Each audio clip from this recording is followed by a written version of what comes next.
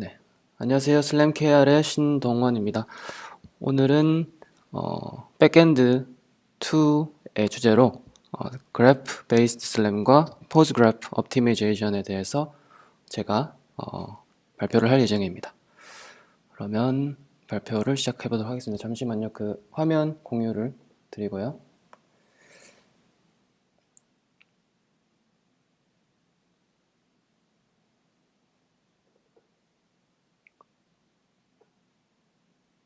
네, 화면 공유 중인데 화면 보이시나요, 혹시? 네, 보입니다. 네, 알겠습니다. 잠시만요.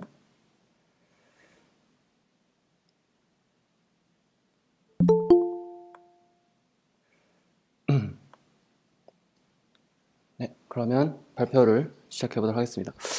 오늘 제가 말씀드릴 내용은 백엔드 2에 대해서 말씀을 드리려고 하고, 백엔드 최적화를 수행한 내용에서 그래프 슬램과 포즈 그래프 옵티미제이션에 대해서 소개해 드리려고 합니다. 먼저 그래프 베이스드 슬램, 그래프 슬램은 로봇 포즈와 랜드마크를 그래프 구조로 표현해보고 이 에러 값을 최소화시키는 파라미터 값을 찾아보자는 아이디어로 1997년에 루와 밀리어스라는 연구자들이 제안했습니다. 그래서 이 아래 그림을 보시면 삼각형으로 표현된 이 모양은 그 로봇 포즈를 나타내고요. 그리고 이 별 모양으로 생긴 이런 부분은 랜드마크를 나타냅니다. 근데 그리고 그 삼각형 그 로봇 포즈와 로봇 포즈 사이에 이 엣지로 표현된 것은 모션 컨스트레인트, 이동 변환 같은 제약 조건을 나타내고, 그리고 로봇 포즈와 이 랜드마크 사이에 있는 엣지는 measurement constraint라고 해서 그런 제약 조건을 나타냅니다. 측정 제약 조건을 나타냅니다. 그래서 여기서 보시다시피 로봇 포즈와 랜드마크는 그래프에서 그래프 노드로 표현이 되고, 이 constraint들은 그래프 엣지로 표현이 되어서 이 형태를 그래프로, 그 전체적인 구성을 그래프로 표현하는 부분이 되겠습니다. 이렇게 간단한 형태로는 이렇게 왼쪽에 있는 그림처럼 나타낼 수 있지만, 조금 더 그 로봇 포즈와 랜드마크 수가 많아지는 경우에 대해서는 이렇게 오른쪽에 있는 것처럼 복잡한 형태로 구성이 될 수 있습니다. 근데 그 어떤 다른 의미로는 이 그래프 표현법을 그래프로 표현한 모델을 스프링 매스 모델이라고도 표현을 하는데요. 이 아래 그림에서 본 것처럼 이 로봇 포즈와 랜드마크가 이렇게 있고, 그 사이가 각각의 컨스트레인트로 구성이 되어 있을 때, 이것을 그 그래프 노드는 어떤 질량을 가진 무게추 같은 것으로 생각을 할 수 있고, 또는 또 그리고 그 사이에 컨스트레인트 그래프 엣지는 어떤 탄성을 가진 그런 스프링으로 생각을 해볼 수 있습니다. 그러면은 이 무게추의 질량과 스프링의 탄성 간의 관계에 따라서 자연적으로 그래프의 모양이 결정되겠죠. 그래서 시간이 지나면서 그래프 엣지가 추가되고 제거됨에 따라서 전체적인 구조가 힘의 작용, 반작용을 만족시키는 그런 최적의 형태로 변할 것입니다. 그렇게 생각할 수 있는 것이 이제 스프링 매스 모델이라고도 할 수 있는데요. 그래서 그래프 슬램 모델을 가장 이해하기 쉽게 설명하면은 그렇게 이야기할 수 있을 것 같습니다. 우리 그래프 슬램의 내부를 좀 더 자세히 설명하기 전에 우리는 포즈 프론트엔드와 백엔드에 대해서 간략하게 정리하고 넘어가야 될 것 같습니다. 여기 있는 그림은 프론트엔드랑 백엔드에 대해서 그 관계를 도식화한 그림인데요. 처음에 그 로드 센서 데이터, 어떤 입력 센서 데이터가 이렇게 들어오게 되고, 그것이 프론트엔드에서 아까 말씀드린 그래프를 만드는 부분이 되겠습니다. 그래서 프론트엔드에서 그래프 컨스트럭션을 수행하고, 그래서 그 만들어진 그래프가 여기 뒷단의 백엔드에서 그래프 최적화, 옵티미제이션 단계를 거쳐서 그 모든 컨스트레인트를 만족시키는 그 파라미터를 계산하게 되고, 그 계산된 그래프, 업데이트된 그래프가 다시 프론트엔드로 가서 또 전체적인 구성이 업데이트된 그 위에서 다시 뭐 오도메트리라든가 그런 로봇 로컬라이제이션을 계속 수행해 나가게 되고, 매핑도 수행해 나가게 되고 하면서 이런 프론트엔드와 백엔드의 구성으로 이루어집니다. 그리고 또 백엔드에서 또 나올 수 있는 것은 최적화된 맵 형태가 또 아웃풋으로 나올 수 있게 되고요. 그래서 아래 이렇게 적은 내용은 제가 방금 말씀드린 것을 적은 것인데요. 그래서 프론트엔드에서는 그래프를 만들고 센서 인풋으로부터 오도메트리와 센서 인풋을 다 받아서 그래프를 만들고, 또 여기서는 데이터 어소시에이션 그 문제가 중요하게 작용을 하고요. 그 다음에 그 프론트엔드에서 만들어진 그래프를 가져와서 백엔드에서는 인풋으로는 그래프를 받아서 그 컨스트레인트를 최적화하는 그래프로 업데이트를 하고, 그리고 그 업데이트된 그래프는 다시 되돌려주고 또 맵을 또 생산해낼 수 있고, 그런 형태를 이해하고 있으면 될 것 같습니다. 그리고 잠시만요. 그래서 또 한 가지 짚고 넘어가야 되는 사전 지식으로 Maximum Likelihood Estimation이라는 개념이 또 필요한데, 우리가 확률, probability라는 것은 쉽게 말하면은 주어진 확률 분포에서 어떤 관측값이 나올 비율이라고 이야기를 할 수 있는데, 이 아래 그림에서처럼 예를 들어서 그 1차원의 노멀 디스트리뷰션이라고 했을 때, 이렇게 디스트리뷰션이 주어지고 그 위에서 어떤 관측값이 나올 영역의 넓이랄까, 그런 여기 빨간색으로 표시된 부분이 이제 확률의 개념이 되겠죠. 근데 그것과는 또 상보적인 개념으로 likelihood, 우도라는 개념이 있고, 이것은 반대로 관측값이 주어졌을 때 이것이 이 확률 분포에서 나올 어떤 비율을 나타낸다고 할 수 있습니다. 그래서 여기서는 또 데이터가 주어졌을 때 그 데이터가 이 노멀 디스트리뷰션에서 나올 비율이라고 설명을 하고 있고, 그에 대한 자세한 설명은 요 아래 유튜브 동영상도 참고하시면 좋을 것 같습니다. 그래서 우리는 여기에 likelihood를 최대화하는 파라미터 값을 찾기 위해서 그래프 슬램을 적용할 것입니다. 그래프 슬램 안에서 이 Maximum Likelihood Estimation을 사용할 것입니다. 그래서 간단하게 1차원의 경우에 대해서 먼저 살펴보면, 우리가 이 왼쪽에 있는 이 수식이 있는데, 이게 여기 X는 로봇 포즈, 로봇의 위치를 나타내고, 이 M은 M이 메저먼트, M 같은 경우가 이제 메저먼트 측정값이 되겠고, G가 그 랜드마크 포인트, 랜드마크의 위치를 나타내고, U가 뭐 컨트롤 인풋, 컨트롤 입력이나 아니면 오도메트리로부터 나온 그런 계산된 그런 값이라고 할 수 있습니다. 이런 값들을 이용해서 우리가 이 우도를 최대화하는 어떤 파라미터 X, 로봇 포즈와 G를 찾으려고 하는데, 이것의 수식은 그 두 가지의 항으로 팩토라이제이션이 될 수 있습니다. 나눠질 수 있습니다. 독립적인 형태이기 때문에 여기 첫 번째 있는 메저먼트 컨스트레인트와 모션 컨스트레인트라고 표현할 수 있는 이 두 가지로 나누어지게 되고, 이게 이제 이거랑 앞에 있는 것과 동일하게 됩니다.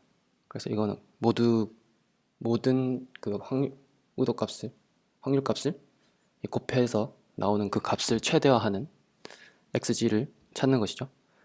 근데 여기서 1차원의 경우만을 경우라고 이제 말씀드렸기 때문에 1차원의 가우시안, 1D 가우시안을 노멀 디스트리뷰션을 생각해 보면 그 수식이 이렇게 정의될 수 있습니다.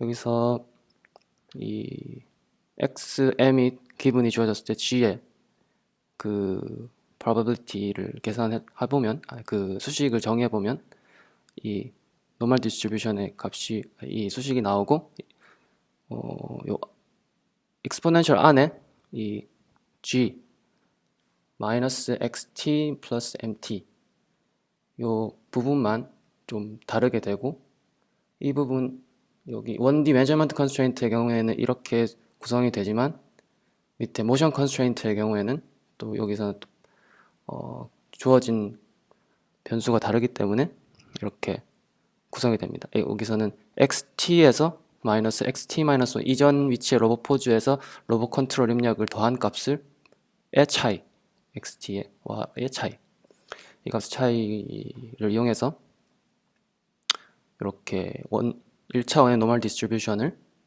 디스트리뷰션 펑션을 이렇게 정의할 수 있고 근데 여기서 또 한 가지 우리가 해야 되는 것이 앞에 있는 그러니까 그 여기서 맥시멈 값을 찾으려고 하는 거기 때문에 최대 값을 만드는 그 파라미터 값을 찾는 것이기 때문에 여기 앞에 있는 그 노멀 디스트리뷰션의 앞에 있는 이 상수 값은 제거할 수 있겠죠. 그래서 그런 스케일링 팩터를 제거해서 뒤에 있는 익스포넨셜 항만 일단 남기고요. 이렇게 간략화할 수 있고 또 이것을 한 번 더 어차피 우리는 맥시멈 값만 찾으면 되는 것이기 때문에 우리가 일반적으로 사용하는 네거티브 로그 라이클리후드 형태로 적용을 해서 이렇게 그 앞에 수식 사실은 이제 이 수식 자체가 메저먼트 컨스트레인트와 모션 컨스트레인트인데 앞에서 살펴봤듯이 이제 메저먼트 컨스트레인트와 모션 컨스트레인트가 이렇게 변했고 이걸 곱하면은 이렇게 되고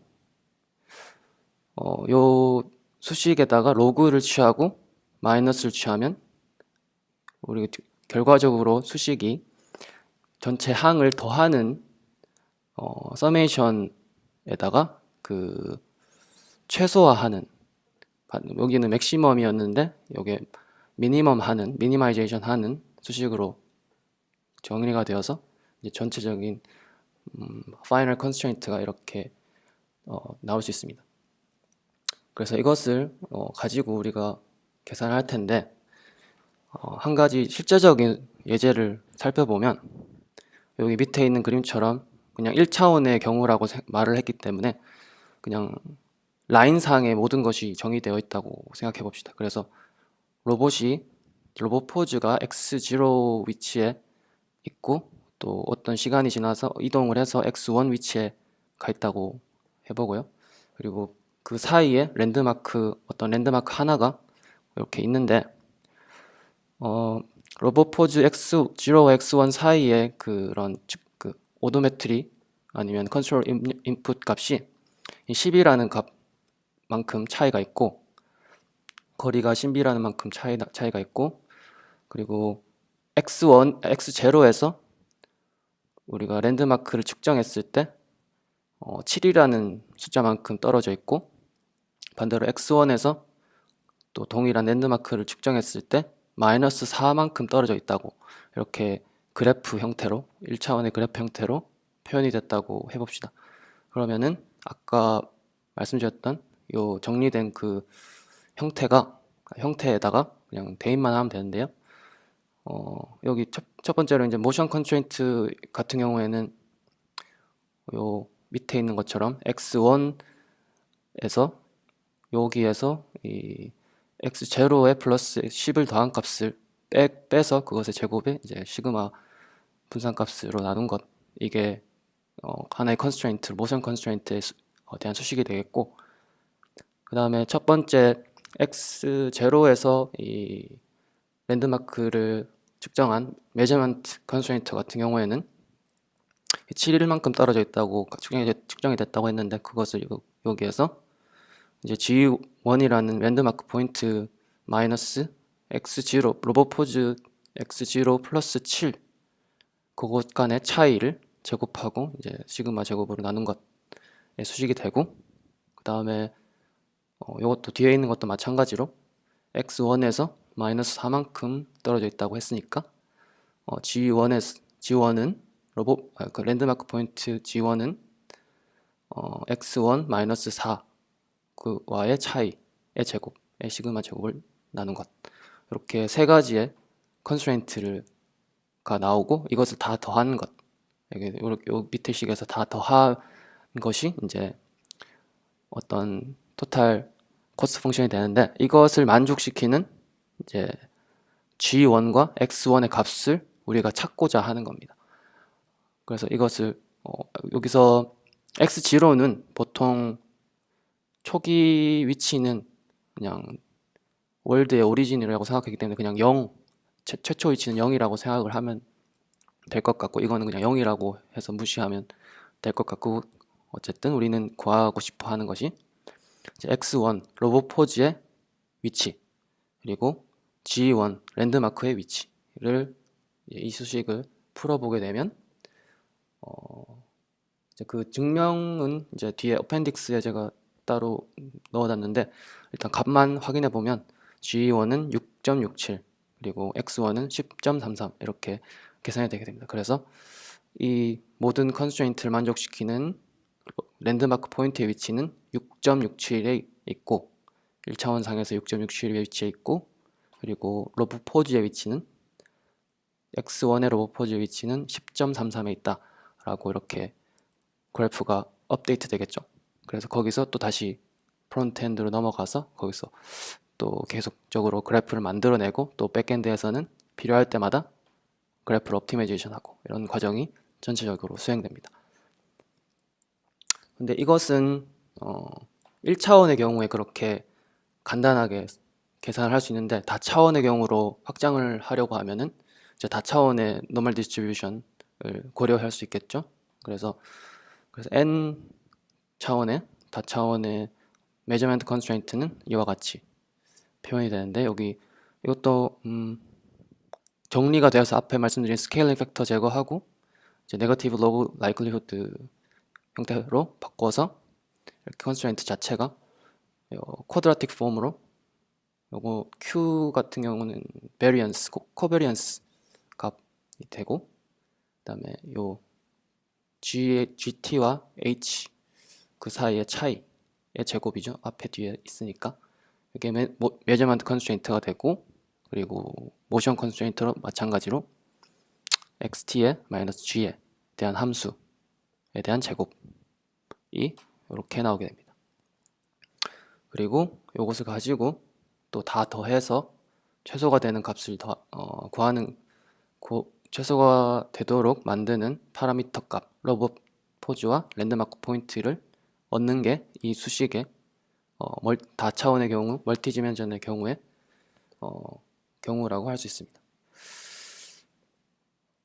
그리고 이제 앞에서 말씀드린 그런 수식을 풀어내는 것이 그러면 중요한데, 이제 근데 그것을 이제 바로 1차원의 경우는 그냥 뭐 손으로도 풀 수 있지만, 다차원이고 그리고 파라미터 수가 많아지면 많아질수록 이게 해결하기가 엄청 어려워지겠죠. 그래서 이것을 아까 수식 이 코스트 펑션 자체를 선형화하는 과정을 거쳐야 됩니다. 선형화하는 과정이 필요한데, 그 선형화하는 과정은 뒤에서 좀 더 자세히 살펴보려고 하지만, 그 전에 인포메이션 매트릭스, 그 인포메이션 벡터라는 게 있는데, 이게 선형화 과정의 결과물입니다. 선형화를 수행한 결과물인데, 그 그래프 형태와 인포메이션 형태가 어떤 관계를 가지고 있는가에 대해서만 여기서는 살펴보려고 합니다. 그래서 여기에 이제 그래프 아래 중간에 있는 그림을 예제로 들면, 이렇게 그래프가 x0, x1, x2에 이제 로봇 포즈가 3개가 있고 랜드마크가 하나 있다고 하면, 이런 그래프는 이제 이 인포메이션 매트릭스 H,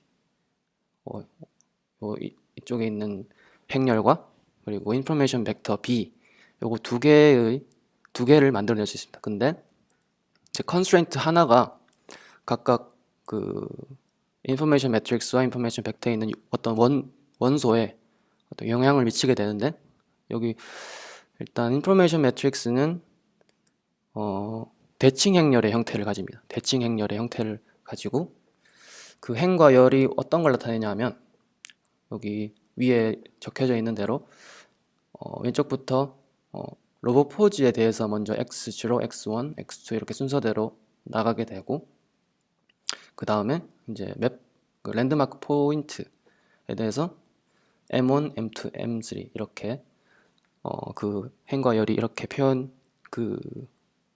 관여를 하게 됩니다. 근데 일단 그 표기는 이렇게 되어 있는데, 이것보다 이 위에 있는 걸로 설명을 드리면, 일단 로봇 포즈 X1과 맵 포인트 M1에 그 사이에 컨스트레인트, 요거는 메저먼트 컨스트레인트가 되겠죠. 그래서 요게 있다고 하면 이 컨스트레인트 하나는 인포메이션 매트릭스에서 4개의 원소에 영향을 미치게 됩니다. 어떤 값이 더해지는 것입니다. 어떤 값이 더해지는데, 그 값이 이제 요 J 오메가 J 트랜스포즈 J J 트랜스포즈 오메가 J의 이 값인데, 이 값이 어떻게 나오는지는 뒤에서 살펴볼 예정이고요. 일단 어떤 값이 더해진다, 어떤 값이 이 인포메이션 매트릭스에 더해진다라는 것을 알고 넘어가시면 될 것 같고요. 근데 그것이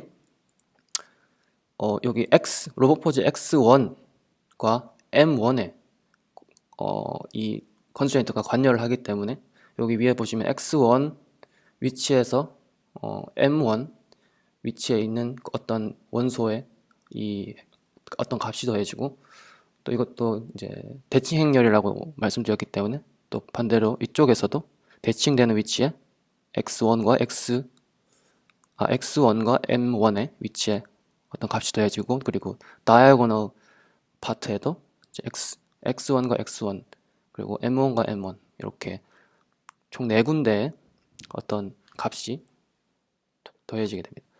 이것이 이제 인포메이션 매트릭스에 대한 내용이고, 인포메이션 벡터도 마찬가지로 어떤 값이 여기에 더해지게 되는데, 여기서는 그냥 벡터 형태이기 때문에 2개, 로봇 포즈와 랜드마크 포인트에 관여를 하는 X1과 M1에 관여를 하는 그 원소에 어떤 값이 더해지게 됩니다. 이것이 어떤 값은, 여기서 더해진 어떤 값은 J 트랜스포즈 오메가 E가 되겠고요.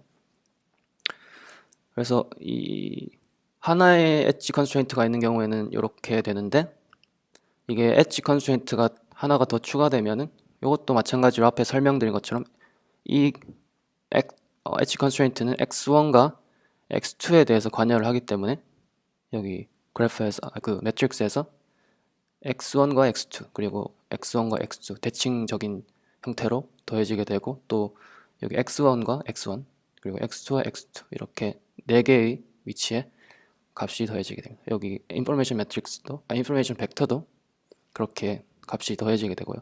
그렇게 해서 쭉 컨스트레인트가 엣지가 더해짐에 따라서 그렇게 인포메이션 매트릭스와 벡터가 형성되게 됩니다. 이렇게.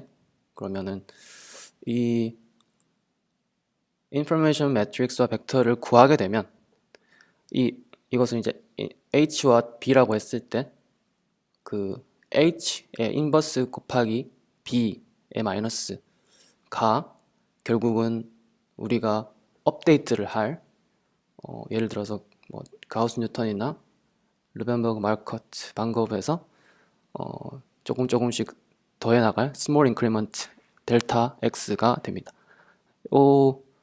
그 델타 X를 더해 나가면서 수렴할 때까지 그 알고리즘을 돌려서 이렇게 수렴이 되면, 그것을 가지고 전체적인 로봇 포즈를, 그래프 형태를 업데이트하게 되겠죠. 그래서 여기까지고, 그래서 여기까지 설명드린 게 그래프 베이스드 슬램의 핵심적인 내용이 되겠는데요. 근데 그 그래프 베이스드 슬램과 그 번들 어저스먼트, 지난 시간에 배웠던 번들 어저스먼트의 그런 단점은, 시간이 지나면서 로봇의 이동 궤적이 길어지고 지도의 규모가 라지 스케일로 계속 커지는데, 이런 지도의 규모가 커짐에 따라서 계산해야 되는 컨스트레인트의 수가 아주 많이 기하급수적으로 늘어날 수 있습니다. 그래서 이것을 어떻게 효율적으로 풀 수 있을까? 그래서 고민을 하다가 연구자들이 랜드마크 경우에는 무시하고 그냥 포즈에 대해서만 업데이트를 할 수 있을까라고 해서 그렇게 연구를 했고, 그래서 로봇의 포즈만 고려하는 그래프 옵티미제이션을 구성했습니다. 여기서는 랜드마크를 이용하긴 하는데, 랜드마크를 이용한 해서는 그 로봇 포즈의 초기 추정에서만 이 랜드마크를 활용하고, 그 그래프 옵티마이제이션에서는 그 랜드마크를 활용하지 않고 그냥 연결된 포즈 간의 카메라 포즈 간의 그래프를 이용해서만 최적화를 수행한다라는 개념이 되어 그렇게 수행하도록 만들었습니다. 그래서 여기 포즈 그래프 옵티마이제이션에서는 앞에서 말씀드린 것처럼 그런 메저먼트 컨스트레인트와 메저먼트 컨스트레인트랑 모션 컨스트레인트 두 개가 있었는데, 앞에는 여기서는 메저먼트는 빠지고 대신에 제가 생각했을 때는 이게 루프 클로저 컨스트레인트가 추가되었다고 생각하거든요. 그래서 여기서는 포즈 그래프 옵티마이제이션에서는 오도메트릭 컨스트레인트가, 다시 말하면 이게 모션 컨스트레인트고, 루프 클로저 컨스트레인트는 현재 있는 위치가 이전에 내가 관찰했었던 위치인가를 판단하는 루프 클로저 컨스트레인트가 중점적으로 고려되어서 이 두 개로 그래프를 구성하고 이거를 최적화하는 그런 방법으로 확 진화되었습니다. 포즈 그래프 옵티미제이션이. 여기서 아래에서 그림을 보시면 번들 어저스먼트는 이렇게 포즈와 랜드마크 사이에 엣지도 있고, 포즈와 포즈 사이에 엣지도 이렇게 구성이 되었다고 하면, 포즈 그래프에서는 포즈와 포즈 사이에 엣지만 있고 이 랜드마크랑은 연결이 되어 있지 않고 그것에 대한 최적화는 관여를 하지 않습니다. 그래서 로봇 포즈 그래프만 이렇게 업데이트를 하고요. 근데 제가 생각하는 관점에서는 이게 액티브 베이스드 센서랑 패시브 베이스드 센서가 있는데, 이게 무슨 말이냐면은 그러니까 패시브 방법에 다시 말하면 이게 스테레오 매칭이나 뭐 그냥 영상만 가지고, 컬러 영상만 가지고 하는 게 이제 패시브 방법이라고도 하는데, 거기서는 그 영상에서 피처를 추출해서 그 피처에 대해서만 랜드마크를 만들고 수행하기 때문에 그 랜드마크 수가 어마어마하게 많지는 않습니다. 뭐 영상에서 몇 천 개, 몇십만 개 이렇게 뽑히진 않으니까요, 피처가.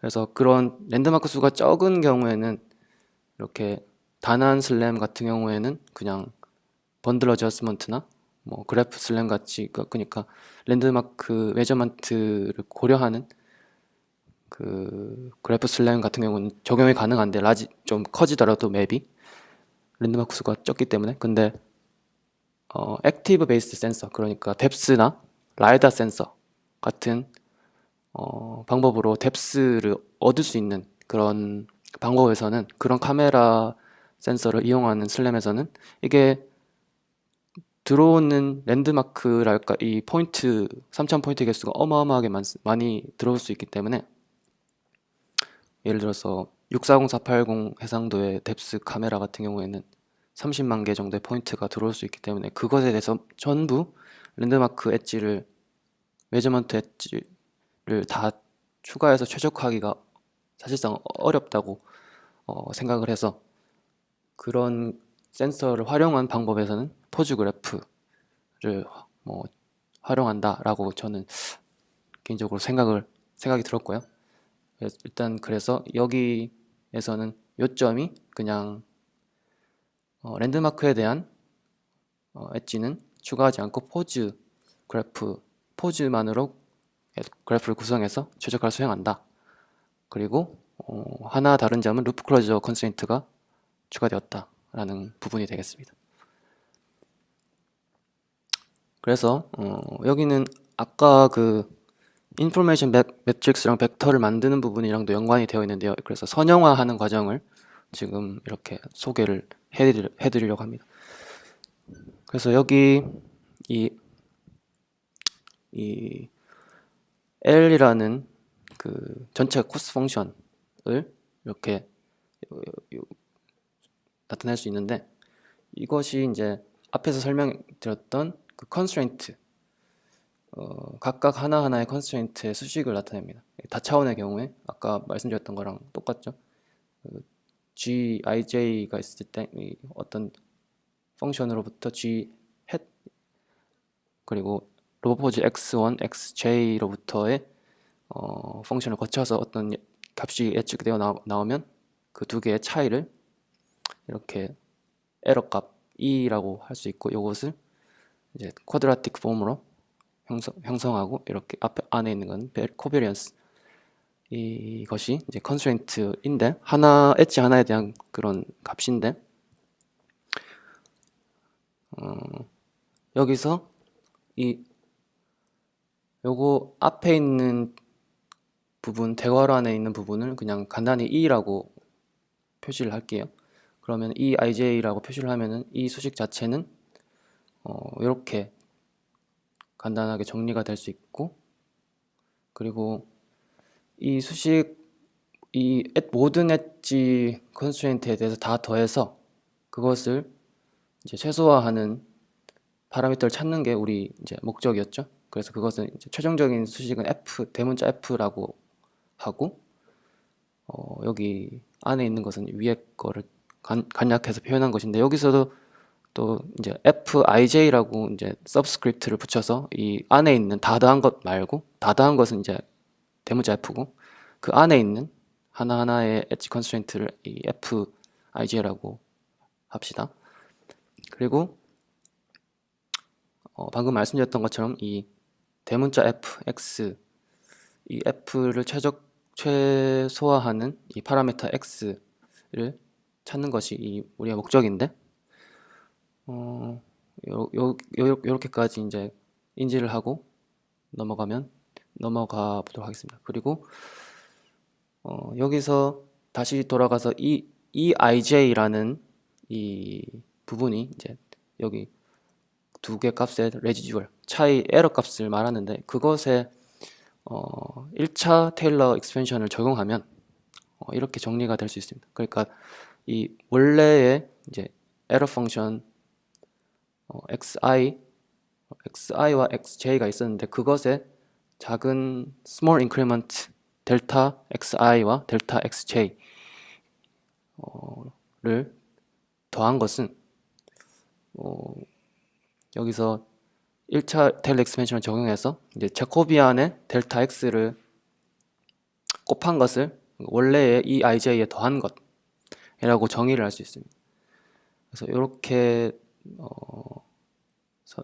테일러 익스펜션을 적용한 것을 이렇게 알 수 있고, 이것을 기억해 두고 다음으로 넘어가면, 그래서 이 부분을 FIJ에 바로 넣으면 됩니다. 그냥 대입을 하면, 아까 FIJ가 이 EIJ 트랜스포즈 오메가 IJ, EIJ라고 했는데, 여기다가 이 EIJ 부분에 요 밑에 있는 테일러 익스텐션을 적용한 것을 여기다가 넣으면 이렇게 정리할 수 있겠죠. 그래서 이 부분을 이 부분이 이제 선형화되어서, 이 선형화를 거쳐서 이렇게 대체를 하면 이렇게 수식이 나오고, 이것을 전개를 하면, 그냥 전개를 하면은 좀 길지만 이렇게 간단하게 그냥 2차 형식을 전개한 것을 이렇게 나타낼 수 있습니다. 근데 여기서 요거 조금 길기 때문에 이 앞에 있는 부분, 이 트랜스포즈 오메가 이 형태를 C라고 하고, 뭐 요 부분도 이 트랜스포즈 오메가 J는 자코비안 행렬이고요. 요거를 이제 B라고 하고, 이 뒤에 있는 J 트랜스포즈 오메가 J를 H라고 하면 또 이렇게 정리가 됩니다. 밑에 있는 것처럼. 그래서 요 수식을 우리는 또 다 더해야겠죠? 왜냐하면 이 앞에 있는 fij를 정리한 게 요거니까 우리는 fij 요거에 대해서만 했고 요거를 다 더한 요 대문자 f를 구해야 되는데 그것을 다 더하는 경우에 요 안에 있는 것을 또 요 아까 방금 전에 정리한 이 부분으로 대치를 하면 이렇게 되고 그것을 이제 모두 더한 형태로 또 정리를 하면 이제 밑에 있는 서브스크립트가 없어지겠죠. 없어지고 결과적으로는 C 플러스 2B 트랜스포즈 델타 X 플러스 델타 X 트랜스포즈 H 델타 X 이렇게 정리가 됩니다. 그래서 우리가 풀어야 되는 것은 이 수식인데 이 수식을 최소화하는 이제 델타 X를 구하는 것인데 그러려면은 이 수식을 델타 X에 대해서 미분을 해서 그 미분된 수식이 0의 값을 가지는 부분이 바로 그 델타 X 해가 되겠죠. 그래서 이것을 델타 X로 그냥 1차 미분하면 C는 0이 되고 요 두 번째 있는 항은 2B가 되고 그다음 여기는 H 델타 X 되겠죠. 그래서 뒤에서 정리를 하면 요게 미분을 해서 정리를 하면 0이 되도록 만드는 그 값을 정리를 하면 이렇게 H 델타 X는 마이너스 B의 형태로 정리가 됩니다. 그래서 한 번 더 이제 이거를 델타 X에 대해서 정리를 하면 이 H를 우변으로 넘겨서 H의 인버스 B의 마이너스 곱한 것은 이제 델타 X가 되고 이것이 바로 아까 말씀드린 앞에서 여기서 말씀드린 이 수식의 기원이 되겠습니다. 그래서 그 H라는 것은 원래 이 앞에 있는 행렬이 H 행렬이고 이 뒤에 있는 게 인포메이션 벡터가 B인데 H의 값은 원소의 값은 이제 J 오메가 J라고 했고 이 인포메이션 벡터 이거는 J 오메가 E라고 했는데 아까 선형화 과정에서 나온 요 H 부분 이것이 그 값을 만드는 원인이 되고 이 B 값이 그 값을 만드는 원인이 되겠어요. 여기서 E는 뭐 다시 말씀드리지만 에러 값 두 개 값의 에러 값 그리고 J는 그 수식의 테일러 익스펜션을 수행하면서 나온 자코비안 행렬이 되겠습니다. 그래서 그 H와 B를 구해서 그것을 이 수식에 넣고 돌리면 계산을 하면 델타 X가 나오고 이 델타 X만큼 이전에 있던 파라미터 X에다가 더해서 그러면 이제 파라미터 값이 업데이트가 되겠죠. 그것을 또 수렴할 때까지 계속 이렇게 계산을 해서 그러면 최적의 파라미터 값 X 스타를 얻을 수 있게 됩니다. 이게 이제 선형화 과정의 내용이었고요. 그런데 그래서 다시 말씀드리면 모든 엣지 컨스트레인트가 add and term 그러니까 가산항의 형태로 이 H와 B의 인포메이션 매트릭스와 인포메이션 벡터에 영향을 미치게 되고 그리고 이제 원래 자코비안 행렬의 자코비안의 형태가 모든 그 로보포즈와 웹포인트 사이에 모두 있는 게 아니라 그 엣지로 연결된 로보포즈와 그 랜드마크 사이에만 존재하기 때문에 그 해당하는 위치 빼고는 다 0이 되겠죠. 그래서 그 다시 말씀드리면 스파르스한 형태로 된다는 것입니다. 그래서 이제 IJ의 이 자코비안 행렬의 형태가 이렇게 되고 이것으로부터 우리가 인포메이션 매트릭스를 구할 수 있기 때문에 아까 J 트랜스포즈 오메가 J가 H라고 말씀을 드렸죠. 그래서 그것이 이제 정리가 되면 각각의 I와 J 부분에만 영향을 미치는 그 부분에만 4개의 항에 add and term 가산항의 형태로 들어가고 이제 h가 우리는 이런 식으로 계산할 수 있고요. 그리고 인포메이션 매트릭스도 나머지는 뭐 어차피 0이니까 더하지 않아도 되고 그냥 노드 i와 j의 영향을 받는 그 항 2개에만 이렇게 add and term으로 이렇게 들어가게 됩니다. 그래서 전체적인 과정을 이제 수도코드로 표현을 하면 일단 여기 이게 함수를 들어와서 while문을 돕니다. 큰 while문을 하나를 도는데 처음에는 이제 b와 h가 0행렬 0벡터로 초기화되고 그리고 그 안에서 for문을 돕니다. 모든 엣지 컨스트레인트에 대해서 이 다음을 수행하게 되게 됩니다. 여기서 자코비안을 계산합니다.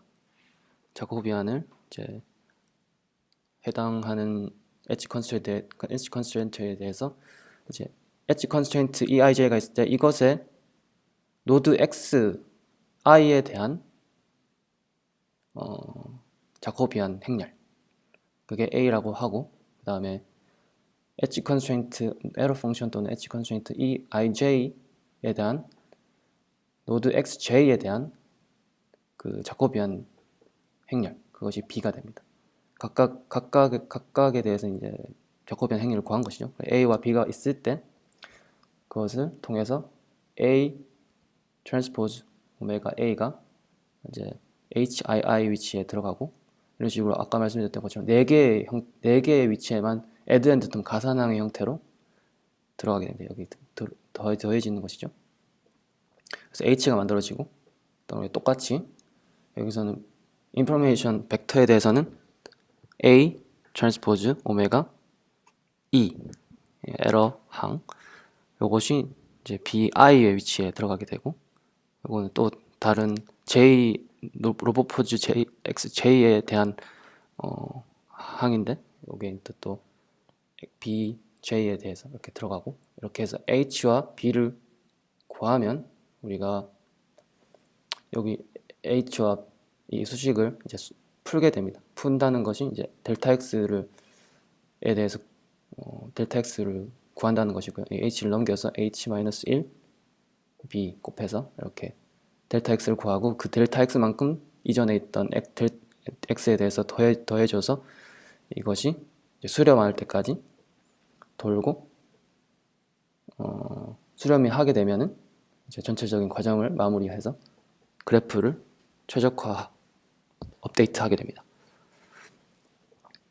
네, 여기까지 설명드린 거는 이제 포즈 그래프 옵티미제이션을 그냥 일반적인 형태에서 최적화를 하는 것을 설명드린 리스트 스퀘어 형태에서 설명드렸는데 이것을 앞에서 예전에 배웠던 그 매니폴드 상에서의 최적화로 바꿔볼 수도 있습니다.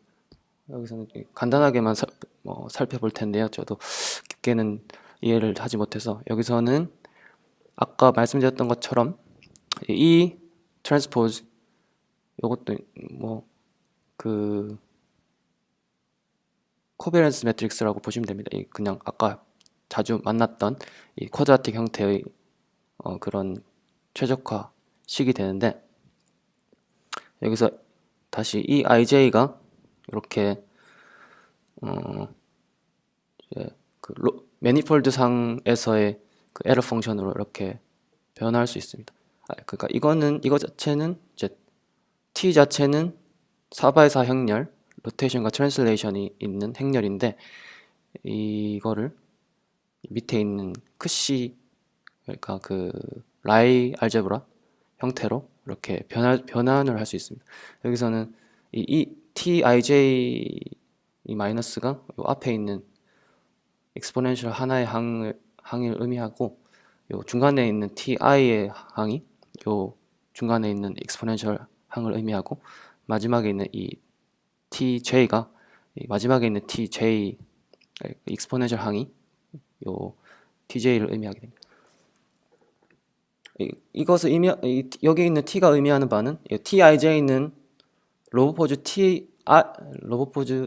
XI에서 XJ로 변환하는 트랜스포메이션 그것을 나타내고, 이 TI는 그냥 로봇포즈 XI의 그냥 그 위치와 오리엔테이션, 그것을 나타내고, TJ는 로봇포즈 J의 그 위치와 트랜슬레이션과 로테이션, 그 오리엔테이션, 그것을 나타냅니다. 그래서 이것이 그 에러, 그 두 로봇 포즈 사이에 그 에러를 나타내는데, 이것을 그냥 리 알제브라 형태로 변환을 하면 이렇게 되고, 이것을 또 요 로봇 로봇 포즈 XI에서의 조금 이동한 거랑 요 로봇 포즈 XJ에서 조금 이동한 거, 그러니까 섭동을 이렇게 부여하기 위해서 이렇게 중간에 항을 넣을 수가 있고요. 여기서는 그냥 T로 표현을 하긴 했는데, 그냥 원래 여기 있던 세 개의 항이 원래 있었고, 그 사이에 여기 델타 C만큼 C I, C J, 그리고 조금 로봇포즈 XI에 대해서는 조금의 이동, 변동, 섭동, 그리고 로봇포즈 XJ에 대한 어떤 리알제브라 상에서의 섭동, 이것을 이렇게 표현할 수 있고, 이 수식을 우리가 어쨌든 간에 테일러 익스펜션을 같은 형태, 아까 살펴봤던 그런 형태로 그냥 전개를 하면 이 EIJ의 햇에 대한 그런 스몰 인크리먼트, 그 파라미터 상에서의 작은 섭동이 전체적으로는 이렇게 표현이 되게 됩니다. 이 전개를 일단은 이거는 사실 책에 있던 내용이긴 한데, 첫째 줄에서 둘째 줄은 섭동항을, 여기 중간에 있던 섭동항을 오른쪽으로 몰아넣은 형태가 되겠고, 이 수식 자체를 대치하고 나서 오른쪽으로 몰아넣은 형태고, 이것을 두 번째 있는 줄에 있는 식을 테일러 건사를 통해서 이렇게 나타내고, 이 세 번째 있는 거를 제가 좀 알아보려고 했는데 좀 찾지를 못했고요. 어쨌든 책에 있는 대로 표현을 하면 이렇게 그러니까 정리를 하면 EIJ에 대한 어떤 항이 더해지는 항이 이렇게 나오게 됩니다. 그 크시 I와 크시 J에 대해서 편미분을 하는 형태, 라이 알제브라 상에서 이 밑에 이 수식 자체는 밑에서 이렇게 정의가 되고, 이거 자코비안들이랑 이렇게 할 수 있는데, 그러니까 골자는 이 리알제브라 매니폴드 상에서의 그 최적화에 대한 핵심은, 이것도 역시 마찬가지로 그 로봇 파라미터의 변화량에 따른 전체적인 에러 펑션의 변화량을 알 수 있게 된다는 겁니다. 여기서 이 EIJ의 작은 섭동을 내부에서 파라미터 상에서 섭동을 그러니까 적용했을 때 결과적으로 근사를 하면 원래 EIJ에다가 요 뒤에 있는 항만큼 더해짐으로써 계산할 수 있다. 그래서 파라미터의 변화량에 따른 에러 펑션의 변화량을 알 수 있기 때문에, 이것은 마찬가지로 그 파라미터가 수렴할 때까지 계속 이제 업데이트를 하면서 최적화하는 그 전체적인 그래프 형태를, 그래프 컨스트레인트를 만족시키는 로봇 파라미터를 계산하고 그 그래프를 업데이트합니다. 그게 이제 매니폴드 상에서의 포즈 그래프 옵티미제이션 부분이 되겠고요.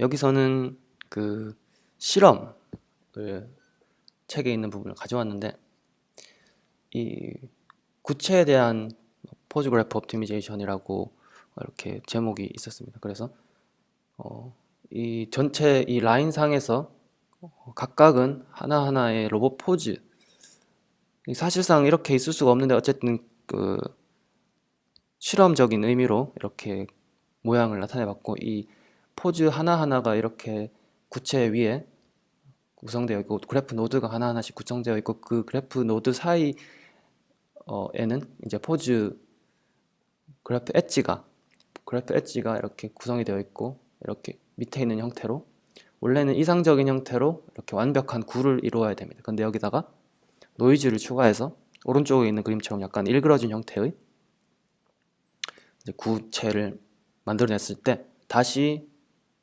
그 옵티미제이션을 통해서 그래프 옵티미제이션을 통해서 우리는 이와 같은 깔끔하게 생긴 구의 모양을 얻어내고자 합니다. 그래서 최적화를 통해서 최적화를 수행했을 때 그냥 일반적인 매니폴드 상이 아닌 쿼터니언 그냥 일반적인 쿼터니언 파라미터를 사용해서 최적화를 수행했을 때는 이제 에러 값이 뭐 이만큼 나왔다고 하는데 여기서는 44,811.248503 이렇게 나왔는데 매니폴드 상에서의 최적화 결과는 또 밑에서 44306, 4711 뭐 이렇게 나와서 요 매니폴드를 사용한 게 에러 값이 더 적다라고 적긴 적었는데 그렇게 의미 있는 것인지는 잘 모르겠습니다.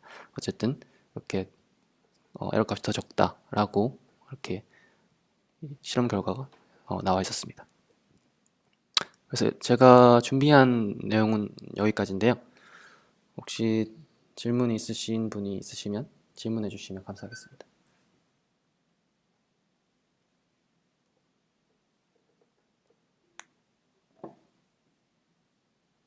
혹시 계시지요? 다들? 네, 동훈님 네네. 발표 감사합니다. 네네. 제가 일단 이해를 다 했는지를 먼저 한번 좀 확인하는 설명을 주고 네. 그다음에 이제 궁금했던 것을 좀 질문 드리려고 해요. 그래서 네. 결국 그래프 베이스드 슬랭 같은 경우에는 네. 로봇의 어떤 운동 모델 네. 그리고 랜드마크에 대한 관측 값들을 네네.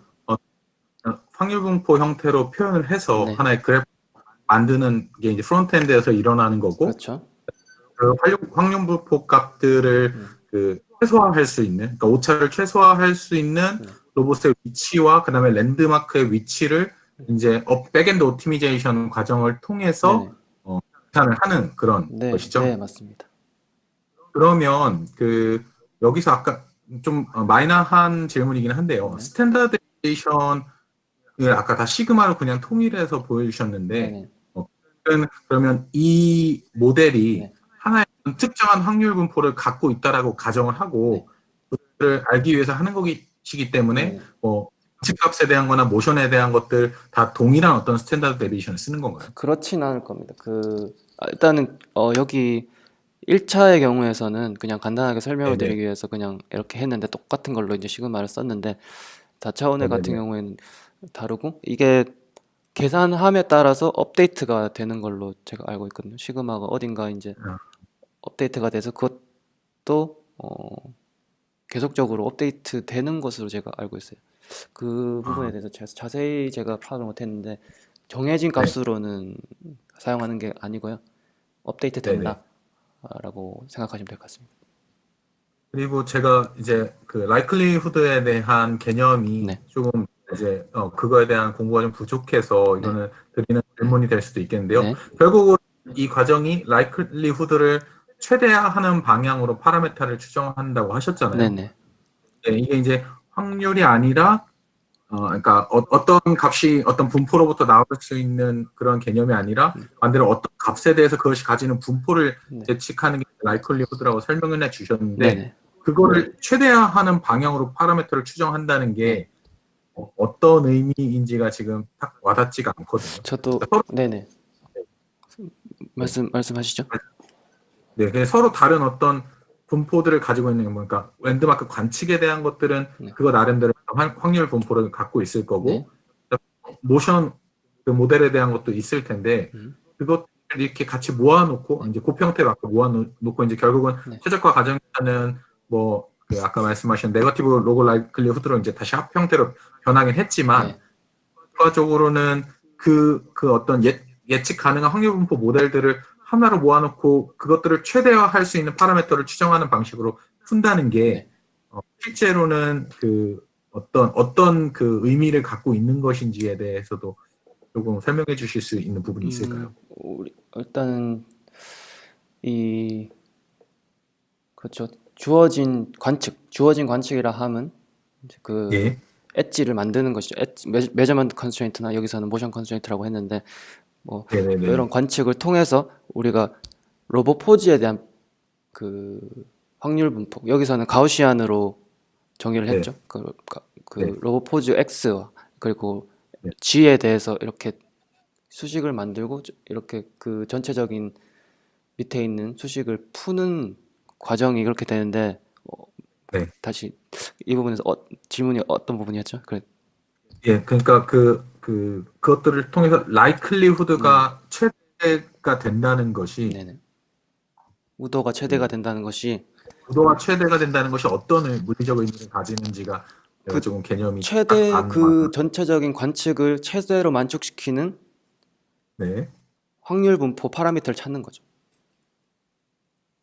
음, 여기서는 이제 여기서 데이터가 이렇게 있는데, 네. likely are the y-axis values for fixed data points with distributions. 이걸 우도 자체를 우도가 아니라 이제 확률 분포를 움직이면서 네. 제일 이 꼭대기가 제일 높은 점이잖아요. 그 네네네네. 꼭대기 점을 가지도록 하는 이제 파라미터를 음, 계산하는 건데, 그 파라미터를 얻는 건데, 요것도 음, 이제 할 때마다 저도 헷갈리거든요. 그래서 밑에 동영상 강의도 이제 잘 네. 설명된 게 있어서 그것도 한번 참고하시면 좋을 것 같습니다. 그러면은 그런 의미인가요? 저 지점에 있을 때가 가장 네, 높은 확률이니까 네네, 현재 측치가 가장 높은 확률이 될 수 네, 있도록 함수를 추정한다. 뭐 그렇죠, 그런 개념으로 볼수 있는 그렇죠, 건가요? 그렇죠. 네, 그 제가 이해한 바도 아, 그렇습니다. 그러면 마지막 질문, 제가 너무 질문 많이 하는 것 같은데, 괜찮습니다.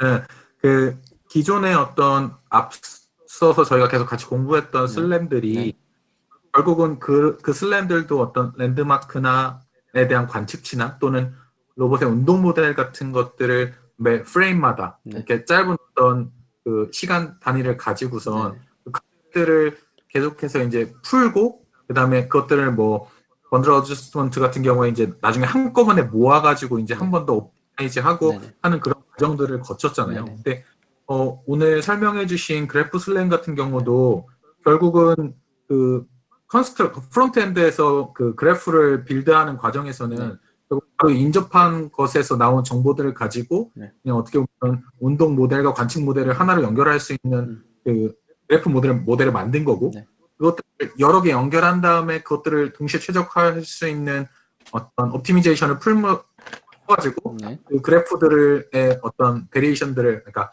파라미터들을 업데이트하는 네, 방식이잖아요. 네. 이게 기존에 그 앞서 저희가 배웠던 슬램들과는 어떻게 다른 것인지 또 어떤 특징을 가지는 것인지에 대해서도 혹시 조금만 더 보완 설명을 해주실 그러니까 슬램이 앞에 설명했던 번들 수 어저스먼트나 네네. 뭐 필터 방법 같은 건 어떻게 네, 다른가? 필처 베이스드 슬램, 칼만 필터 뭐 이런 것들이랑 네, 제가 느끼기에는 그래프를 구성해서 음, 수식을 푼다는 것 이외에는 네, 모든 모델링 과정이나 이런 것들이 다 어떤 동일 순상에 음, 있다는 느낌이 나면서 혹시 음, 이제 이 그래프를 만들어 가지고 푸는 과정이 네, 뭐 기존의 다른 방법들과의 어떤 차별성이 있어서 네, 어떤 부분이 더 좋다든지 이제 여기서는 뭐 번들 어드저스트먼트나 아니면은 그 그래프 슬랭 같은 경우에 나중에 뭐 이런 것 기하급수적으로 커지면 계산량이 많아진다 뭐 이런 단점은 설명해 네, 주셨는데 네. 이것들이 가지고 있는 또 장점이라는 게 있을까요? 일단은 네, 잘 질문이 이해가 될 것 같고요. 근데 일단은 번들 어저스먼트랑의 뭐 차이랄까 그런 것은, 일단 번들 네, 어저스먼트는 몇 포인트를 각각의 영상 플레인에 프로젝션해서 그 네, 리프로젝션 에러를 줄이는 방향으로 가는 음, 것인데, 이것은 네네, 그것이 아니고 이제 그냥 몇 포인트 자체를, 랜드마크 포인트 자체를 3차원에 두고, 그리고 카메라 포즈와의 엣지를 추가해서 그것을 다 이렇게 그래프로 만들고 그 상태에서 최적화를 한다라는 개념이 음, 있고, 근데 여기서는 제가 사실은 그 더 깊은 내용이 많이 있긴 한데, 저도 이해를 하지 못한 많은 내용이 있긴 한데, 이게 variable 네, elimination이라고 네, 뭐 번들 어저스먼트에서 뭐 스파스한 형태를 댄스하게 바꿔서 뭐 네. 효율적으로 하는 뭐 그런 것도 있고, 뭐 어, 음, 수학적으로 조금 더 복잡한 내용이 효율적인 부분이 많이 있습니다. 그래서 그런 부분 음, 설명을 못 드린 게 조금 아쉽긴 한데, 그런 네. 현대에서는 이제 포즈 그래프 방법으로 많이 활용하고, 그게 더 라지 스케일에 더 효과적이다, 효율적이다라는 음, 이제 관점에서 그 포즈 그래프 방법으로 거의 많이 활용을 하는 것 같습니다. 그렇게 설명을 드리면 혹시 될까요? 네. 감사합니다. 이런 부분은 제가 또 찾아보도록 아, 예, 하겠습니다. 감사합니다. 저 한 가지 질문해도 될까요? 네, 저 뭐 이어지는 내용일 수도 있는데, 아까 9페이지에서 measurement constraint를 어떤 그런 계산상의 너무 복잡성이나 뭐 양이 많아지는 이유 때문에 네, 조금 빼고, 네, 근데 대신 이제 그런 랜드마크나 이런 걸 너무 아예 안 이용하면 네, 뭐 장시간이 됐을 때 계산량은 줄어들겠지만 이제 뭐 정확도 이런 게 떨어질 수가 있겠죠. 네, 그래서 아마 네, 루프 클로저 이제 컨스트레인트를 더한다고 하셨던 것 네. 같은데, 이런 게 그러면은 상대적으로 그냥 랜드마크를 계속 사용하면 너무 무겁고 그러니까 네. 조금 간헐적으로 사용한다고 볼 수 있을 것도 네, 같은데, 맞습니다. 그러면 그러기에 이제 기존의 필터 방법이나 이런 것들에 비해서 이제 장점이 있다고 볼 수 있을까요? 음, 그렇게 다시 설명하면은, 이게 포즈그래프 옵티미제이션 같은 경우에 이제 계속적으로 최적화를 하는 게 아니라, 사실은 이제 실제적으로는 루프 클로저가 들어오면 그때 업데이트를 주로 하거든요. 그러니까 막 네네. 로봇 포즈가 움직이다가 다시 현재 위치가 이전에 왔던 위치인가를 판단하게 되면은 전체적인 그래프가 다시 그려져야 되니까, 그때 이제 전체적인 그래프 옵티마이제이션이 백엔드에서 병렬적으로 수행이 되는데, 그런 거랑 그 필터 기반의 방법, 그런 것들은 자주 자주 업데이트를 하는데, 뭐 그런 관점에서 어떤 게 더 괜찮은가라는 예, 질문이셨던 것 예, 혹시 그런 부분에서 이제 음, 장점이 확실히 더 있어서 아까 뭐 용희님 그 음, 질문하셨던 거랑 좀 이어지는 내용 같은데, 음. 그런 부분에서 이제 다른 방법들보다 혹시 확실한 뭐 장점 같은 게 있는 건지 저도 해가지고. 그 부분이 좀 어, 궁금하긴 한데, 제 생각에는 핵심적인 내용은 라지 스케일의 문제 때문인 것 같아요. 뭐 이렇게 매번 필터 기반 방법도 매번 업데이트를 하는 건지 제가 파악이 잘 안 되는데, 어쨌든 더 크고 많은 수의 많은 더 큰 규모의 지도 맵, 그리고 거기서 로컬라이제이션을 수행하기 위해서 가능한 방법이 이제 포즈 그래프 기반의 슬램이 적절한 대안이기 때문에 활용하지 않나, 그렇게 저는 일단 생각을 하거든요. 어떤 네. 장점이라면은 이제 그런 부분이 될 것 같고, 그것 말고 어떤 추가적인 뭐 계산상의 이점이 있느냐라는 질문에 대해서는 제가 정확히 답변을 못 드리겠는데, 일단은 제가 생각했을 때는 방금 아까 말씀드렸던 것처럼 랜드마크 전체를 고려하지 않고도 어느 정도 정확하게 나오기 때문에 이렇게 활용을 하고, 사실은 이제 ORB 슬램 같은 경우에는 그냥 번들 어저스먼트로 다 돌리는 걸로 알고 있긴 하거든요. 근데 번들 어저스먼트의 레벨이 시나리오마다 조금 달라서 그러지, 예를 들어서 투뷰 같은 경우에도 뭐 번들 어저스먼트를 간단하게 하고, 또는 윈도우 어느 정도 범위를 씌워서 뭐 가끔 업데이트를 하고, 또 나중에는 많이 커지면 글로벌 번들 어저스먼트라고 그런 것도 수행을 하는데, 일단은 네, 그렇게 답변을 드릴 수 있을 것 같습니다. 약간 이야기가 아, 3,000보로 센 것 같기도 하고. 네, 네, 아, 네, 감사합니다. 알겠습니다. 감사합니다. 네, 혹시 추가적인 코멘트나 질문이 있으실까요?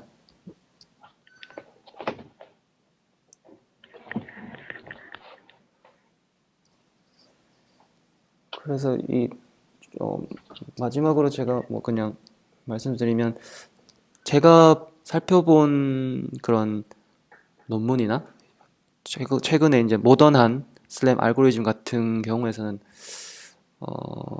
많이들 이제 그래프 기반의 최적화 방법을 통해서 알고리즘을 많이 구성하는 것 같고, 또는 거기서 조금 더 추가를 하면 전체 그래프를 서브맵으로 나눠서 어떤 일정한 영역으로 나눠서 이제 디바이드 앤 컨커 형태로 뭐 가는 것 같기도 하고, 일단은 전체적인 흐름은 이제 그래프 기반으로 가는 것으로 뭐 아까 말씀드렸던 것처럼 라지 스케일의 목적에 부합하고 variable elimination이라는 그런 수학적인 알고리즘도 있어서 그런 효율적으로 활용을 할 수도 있고, 그래서 좀 많이 활용을 하는 것 같습니다. 누가 어떤 분이 보내주신 것 같은데, 그래프가 구체적으로 무엇인가요? 네, 그래프가 그냥 우리가 알고리즘 시간에 배웠던 그냥 그 그래프 그 개념을 가져와서 사용하는 겁니다. 근데 여기서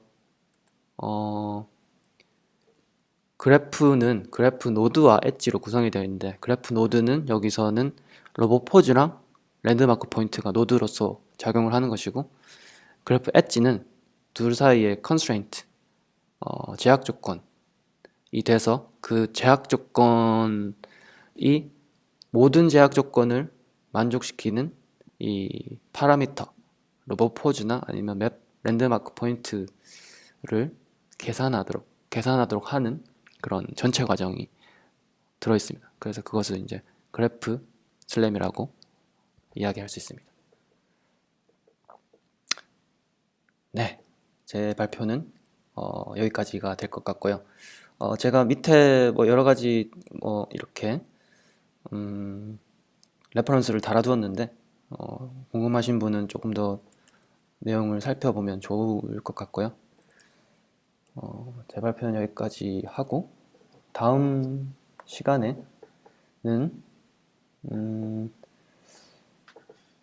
루프 클로저 디텍션 내용에 대해서 루프 클로저 디텍션 개요와 백업 비주얼 워드에서 오정주님과 김선호님이 발표를 이어서 해주실 예정입니다. 그러면 오늘은 여기까지 하고 다음 시간에 뵙도록 하겠습니다. 네, 모두들 수고하셨습니다. 감사합니다.